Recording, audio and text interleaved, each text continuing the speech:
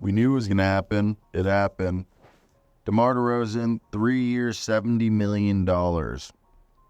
That's really good value. I don't care what anybody says. That's fantastic value for DeMar DeRozan. What is that, like $23 million a year, basically? Like $23 million a year. And the Kings had to do it. They have De'Aaron Fox and Domantas Sabonis now as their core. And I like it. The full trade is DeMar DeRozan to the Kings, Chris Duarte and 2 second-round picks in cash to the Bulls, and the Harrison Barnes goes to the Spurs. Smart move by the Bulls to get that money off, but great deal.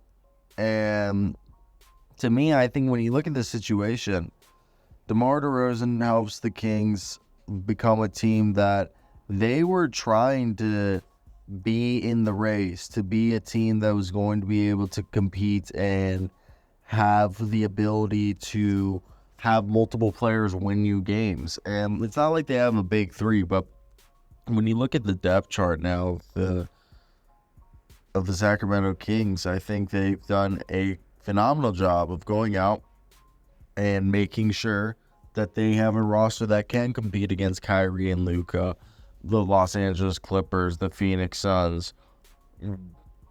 This was a team that went from being one of the top 3 seeds to a play-in team. And that's not what they wanted. So for me, when you look at this situation, I think the idea of the Sacramento Kings going from a team that people actually thought was going to be a threat, and also they weren't I guess they were a play-in team because they didn't qualify for the playoffs. But De'Aaron Fox,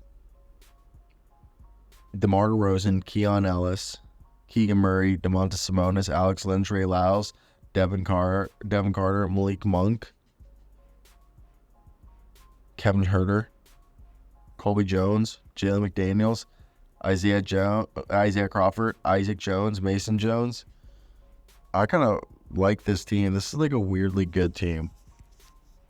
Because now you obviously have De'Aaron Fox, which is like De'Aaron Fox is top 7 point guard. Domantas Sabonis is a top 5 center.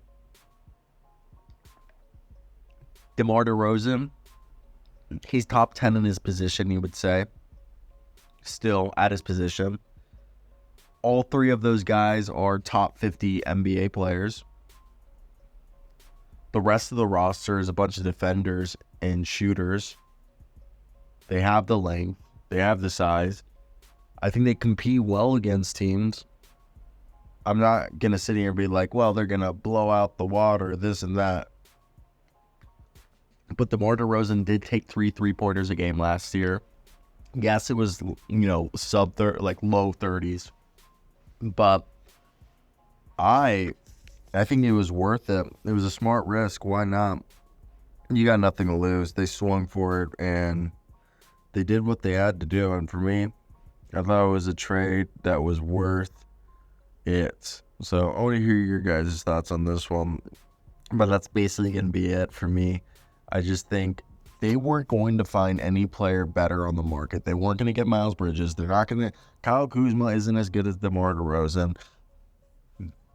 They didn't. Zach LaVine was too expensive and isn't as durable. There wasn't anybody out there. Brandon Ingram isn't as durable.